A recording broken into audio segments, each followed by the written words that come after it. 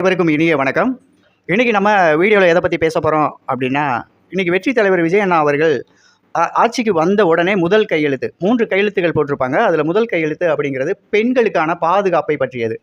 இந்த பெண்கள்ன்றது சாதாரணமாக எடுத்துக்காதீங்க. என்னோட கண்கள், என்னோட தங்கைகள், எனது அம்மா, எனது பாட்டி, அந்த மாதிரி உறவு முறையில் தான் அவர் சொல்லி அதை கொண்டுட்டு வந்திருப்பார். அது எல்லாருக்குமே தெரியும். 2 முறை இதுக்கு முன்னால் இந்த நிகழ்வு தள்ளி போனது கேலி கூத்தான மாதிரி நிறையா பேர் கேள்விகளும் கேட்டிருந்தாங்க. அதுவும் உங்களுக்கு தெரியும். என்னடா 2 தடவை உங்கள் தலைவன் அப்படின்னாரு இப்படின்னாரு, அப்படி அவ்வளோதானா, ஒல்ட்டி விட்டிங்களா, ஆள் இல்லை போல இருக்குது அப்படின்னு ஏளனமாலாம் பேசிகிட்டு இருந்தாங்க. அது இல்லை காரணம். அந்த சிங்க பெண்கள் அப்படிங்கிற அந்த படை ஆரம்பிக்கிறதுக்கான காரணம் முக்கியமாக இந்த பெண்களுக்கு பாதுகாப்பு கொடுக்கணும், இந்த கயவர்கள்கிட்ட இருந்து நம் சகோதர சகோதரிகளை காப்பாற்றணும், அவர்களுக்கான அந்த சட்டத்திட்டங்கள் தீவிரமாக இருக்கணும். எந்த ஒரு ஆணும் ஒரு பெண்ணை தவறான கண்ணோட்டத்தில் பார்த்தாலே தண்டிக்கப்படுவான் அப்படின்ற மாதிரி இருக்கணும், பயம் இருக்கணும், அந்த பயத்தோட அவன் வாழணும். இங்கே இருக்கிற பெண்கள் அவங்க யாரோ அப்படின்னு நினைக்காம நமது முதலமைச்சர் மாண்புமிகு சிஎம் சார் அவங்களோட தங்கச்சிங்க, அவங்களோட அம்மா அப்பா, அவங்க பாட்டிப்பா அப்படின்ற பயம் இருக்கணும் அப்படின்ற மாதிரி ஒரு முன்னெடுப்பை கொடுத்துருக்காரு. அவரோட பேச்சு இன்னைக்கு பெரிய அளவில் இருந்துச்சுங்க.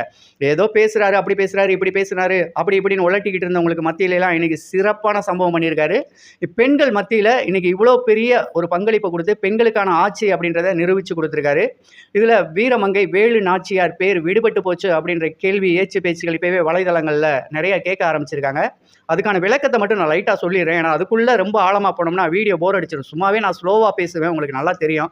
பாதி பேருக்கு வீடியோ அப்படி தள்ளி விட்டு போகிற அளவுக்கு ஆகிப்போகுது. இருந்தாலும் நான் சொல்ல வேண்டியது என் கடமை சொல்லிடுறேன். இன்றைக்கி வீரமங்கை வேலு நாச்சியார் அன்னையாரின் பேரோடு சேர்த்து இந்த திட்டத்தை செயல்படுத்தணும்னா இன்னும் நாட்கள் தள்ளிக்கிட்டே போகும். அதில் அரசு கடைபிடிக்க வேண்டிய சட்டங்கள் நிறையா இருக்குது. அப்படிங்கிறதுனால நம்ம தமிழக அரசின் சார்பாக வீர பெண்கள் பாதுகாப்பு படை அப்படிங்கிற வீர பெண்கள் பாதுகாப்பு படைன்றதை ஆரம்பித்து அதை செயல்பாட்டுக்கு கொண்டு வந்துடுவோம். இந்த சகோதர சகோதரிகளை முதல்ல இந்த கைவர்கள்ட்ட இருந்து காப்பாற்றுவோம் அப்படின்ற முன்னெடுப்பில் இன்றைக்கி அந்த திட்டத்தை தொடங்கி வச்சுட்டார். கையெழுத்து போட்டார். அன்னைக்கே அரசிதழில் ஏறிச்சு. அந்த திட்டங்கள் 2 முறை செயல்பாட்டுக்கு வந்து தடைப்பட்டு நின்றுச்சு. இன்றைக்கி அது செயல்பாட்டுக்கு வந்துருச்சு.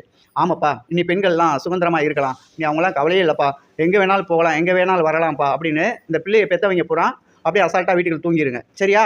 அப்போ தானே அரசு மேலே பழி போடலாம். தயவு செஞ்சு சொல்கிறேன் கேளுங்க. இதுதான் வீடியோவோட சாராம்சமே. ஒவ்வொரு வீட்டில் இருக்கக்கூடியவங்களும் சரி, ஒவ்வொரு தெருவில் இருக்கவங்களும் சரி, அந்த தெருவோட நிலைமை தெரியும். உங்களுக்கு உள்ளூரில் இருக்க உங்களுக்கு தான் அந்த தெருவுக்குள்ள என்ன நடக்கும், எப்படி இருக்காங்க, யார் யார் ரவுடி பயலுக, யார் யார் நல்லவன், யார் யார் கெட்டவன். இத்தனை மணிக்கு மேலே இந்த தெருவுக்குள்ளே போனோம்னா இந்த இடத்துல கரண்ட் இருக்காது. இந்த தாண்டி இந்த பொருள் வாங்குறதுக்கு கடைக்கோ, இல்லை ஒரு மெடிக்கலுக்கோ, இல்லை ஒரு புரோட்டா வாங்குறதுக்கோ எதுக்கோ போனாலும் அந்த இடம் ஒரு டேஞ்சரான இடம். ஆண்கள் போனாலே கொஞ்சம் ஒரு மாதிரியாக இருக்கும்.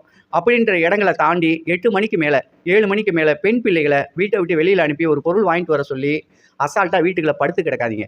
நீங்கள் அந்த வீட்டில் இருக்கக்கூடிய அண்ணனோ தம்பியோ அப்பாவோ யாரோ ஒருவர் சென்று அந்த பொருளை வாங்கிட்டு வந்தீங்கன்னா அந்த வீட்டுக்கான மிகப்பெரிய ஒரு பாதுகாப்பு நாம் தலைவரின் வெற்றி தலைவர் விஜய் அவர்களின் இந்த ஒரு படை ஆரம்பித்ததுக்கும் இந்த செயல்பாட்டுக்கும் ஒரு புண்ணியம் கிடைச்ச மாதிரி இருக்கும். தலைவர் தான் ஆரம்பிச்சிட்டார்லப்பா, இனி நம்ம வாட்டுக்கு அசால்ட்டாக தூங்குவோம் அப்படின்னு நினைக்கிறத தவிர்த்துட்டு நம் வீட்டில் இருக்கும் பெண் பிள்ளைகளை தனியாக அனுப்புவதை முடிஞ்ச வரைக்கும் தவிர்த்துக்கங்க. இந்த அரசுக்கு நீங்கள் தான் பெரிய பக்கபலமாக இருக்கணும். நீங்கள் தான் அதுக்கு ஒரு முன் உதாரணமாக இருக்கணும். என்னதான் சட்டம் போட்டு அதாவது சட்டம் போட்டு தடுக்கிற கூட்டம் தடுத்து கொண்டே இருக்குது, அட திட்டம் போட்டு திருடுற கூட்டம் திருடி கொண்டே இருக்குது, திருடனாய் பார்த்து திருந்தாவிட்டால் திருட்டை ஒழிக்க முடியாது. இது புரட்சி தலைவர் எம்ஜிஆர் அவர்களோட படத்தில் வர்ற பாடல் வரிகள் அப்படிங்கிறத விட மிக கருத்துரிமை பெற்ற ஒரு பாடல். இதுதான் இன்றைக்கி நாட்டில் நடந்துக்கிட்டு இருக்கதும். என்ன தான் நம்ம சட்டம் போட்டாலும் சரி, சட்டம் போட்டு எவ்வளோ பெரிய சட்டத்திட்டங்களை அமைச்சு நம்ம எவ்வளோ பெரிய அளவில் பாதுகாப்பு கொடுப்போம் அப்படின்னு நினச்சாலும் சரி, இந்த திருட்டு தீய சக்தி கும்பல் இருக்கானுங்க பாருங்கள், ஒரு குரூப் இருக்கானுங்க, அதுக்குன்னே இருக்கானுங்க. அவங்கள ஒன்றுமே பண்ண முடியாது. அவனை எப்படா திருடலாம், எப்படா தூக்கலாம், எப்படா இவனு அந்த பாட்டி வடை சுட்டுட்டு வச்சுட்டு நிமிடுறதுக்குள்ளே ஒரு காக்கா டொபக்குன்னு ஆட்டையை போட்டு போயிடும். இதெல்லாம் பழைய கதை. அந்த மாதிரி எப்படா இவங்க பிள்ளையை பெற்று அழகாக வளர்த்து வச்சுருப்பாங்க, ஆட்டையை போட்டு போகலான்ட்டு ஒரு குரூப் சுற்றிக்கிட்டே திரிவாங்க, இந்த பிள்ளைகளை சுற்றிக்கிட்டே திரிவாங்க. அது உங்களுக்கே நல்லா தெரியும். இவன் சுற்றுறது சரியில்லை, ஆஹா நம்ம பிள்ளை கையில் இருக்க ஃபோனு வீட்டுக்குள்ளே சரியில்லை, ஏன் இது என்ன நடக்குது அப்படின்றத நம்ம தான் கண்காணிக்கணும்.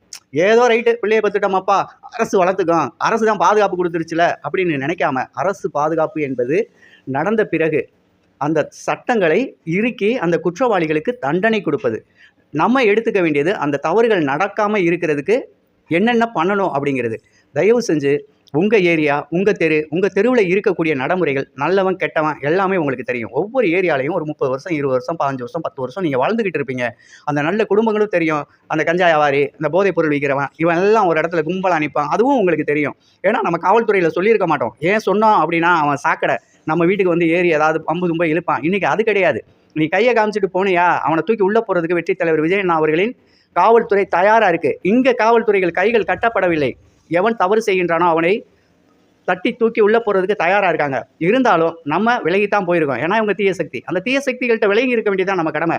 அரசு இன்றைக்கி இவ்வளோ பெரிய ஒரு திட்டத்தை கொடுத்தாலும், பெண்களுக்கு பாதுகாப்பு அப்படிங்கிறத அவங்க பெரிய அளவில் விரிவடைஞ்சு கொண்டுட்டு போனாலும், தொட்டைனா என்னையை தொட்ட மாதிரி அப்படின்னு நம்ம வெற்றி தலைவர் சிஎம் சார் அவர்கள் சொன்னாலும், நம்ம தான் பாதுகாப்பை பெருமளவில் நம்ம பிள்ளைகளுக்கு கொடுக்கணும் அப்படின்றத மனசில் வச்சுக்கோங்க. அதுதான் நான் சொல்ல வந்தது, வேறு ஒன்றும் கிடையாது. அதே மாதிரி பார்த்தீங்கன்னா, நேற்று அரெஸ்ட் ஆனார் நம்ம ஒரு பங்காளி கிட்டு. அவரை இன்றைக்கி காலையிலே விட்டாங்க. 10,000 ரூபா பிணைத் தொகையோட அவரை வெளியில் விட்டுருக்காங்க. அது ஒரு பக்கம் போச்சு. வெளியிலேருந்து வந்ததுலேருந்து ஒரு ஜீவன் கதறிட்டே இருக்குங்க. அது ஏன் கதறுது, எதுக்கு கதறுது, ஏதாவது பசி கிசினாக ஏதாவது சாப்பாடு கீப்பாடை வாங்கி போடலாம். அதுக்கு பசிங்கிறது ஒரு ஐபிஎஸ் அதிகாரி மேலே. அந்த ஐபிஎஸ் அதிகாரிக்கு எப்படி அவன் பதவியை கொடுக்கலாம்?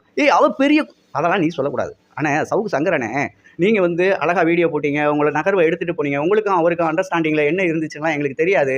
இன்றைக்கி வெளியில் வந்துக்கிட்டு நீங்கள் கூவுறது அவ்வளோ நல்லதும் கிடையாது.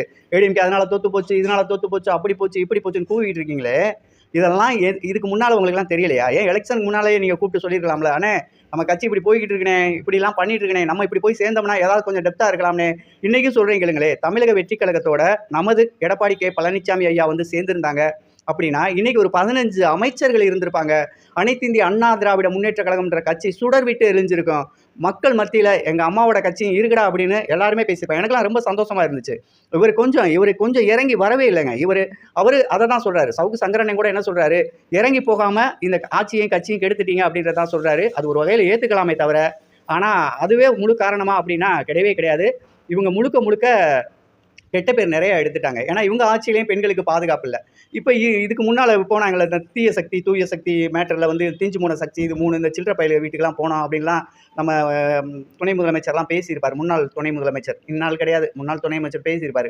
அப்போ அவங்க வீட்டுக்கு போய் அவங்க அப்பாவை பார்த்ததையும் கூட அல்லு சில்லற பயல்கள் தான் அவர் நினைக்கிறாரா அப்படின்னு எனக்கு நினைக்க தோணுது.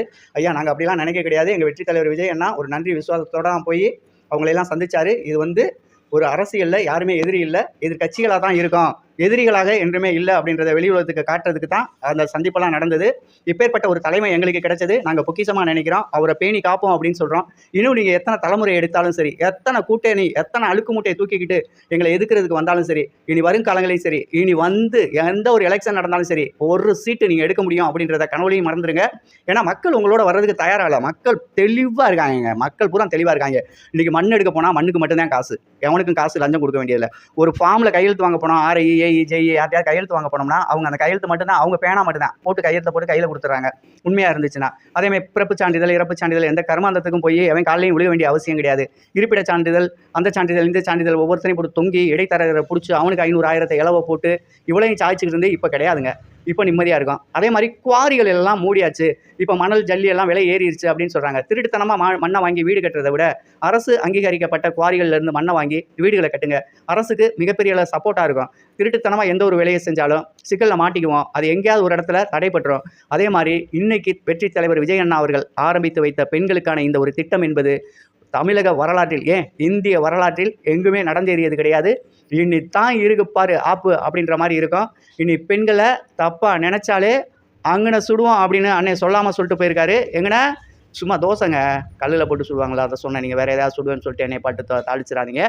வெற்றி தலைவர் விஜய் அண்ணா இருக்கிற வரைக்கும் இனி தமிழ்நாடு முழுக்க எங்கள் விஜய் அண்ணாவுக்கு மட்டும்தான். நாங்கள் இருக்கிற வரைக்கும் விஜய் அண்ணா மட்டும்தான் சொல்லிக்கிறேன். நன்றி. இது வரைக்கும் வீடியோ பார்த்துருப்பீங்க. நம்ம வீடியோ பிடிச்சிருந்துச்சு அப்படின்னா 4 பேருக்கு ஷேர் பண்ணுங்கள். தயவு செஞ்சு லைக் பண்ணுங்கள். உங்களோட கருத்துக்களை கமெண்ட் பாக்ஸில் சொல்லுங்கள். உங்கள் கருத்துக்கள் என்பது நமது வீடியோ, நமது சேனல் வெற்றி தலைவர் விஜய் அண்ணா அவர்களை பற்றியும் உங்களுக்கு தோன்றும் கருத்துக்களையும் வீடியோவில் பதிவாக போடுங்க. அவைகள் எனக்கு வீடியோ போடுறதுக்கு மிகப்பெரிய அளவில் பங்களிப்பை கொடுக்கும். இன்னும் நம்ம நிறையா பேர்கிட்ட ரீச் ஆகணும் அப்படின்னு நினச்சிங்கன்னா தயவு செஞ்சு உங்கள் நண்பர்களுக்கு இந்த வீடியோவை ஷேர் பண்ணுங்கள், கமெண்ட் பண்ணுங்கள். நன்றி, வணக்கம். அடுத்த வீடியோவில் சந்திப்போம். யாதும் ஊரே யாவரும் கேளீர். கணியன் பூங்குன்றனார் பிறந்த மண்ணுக்கு சொந்தக்காரன் என்ற மகிழ்ச்சியுடன் மீண்டும் உங்களை சந்திக்க வருகின்றேன். நன்றி, வணக்கம்.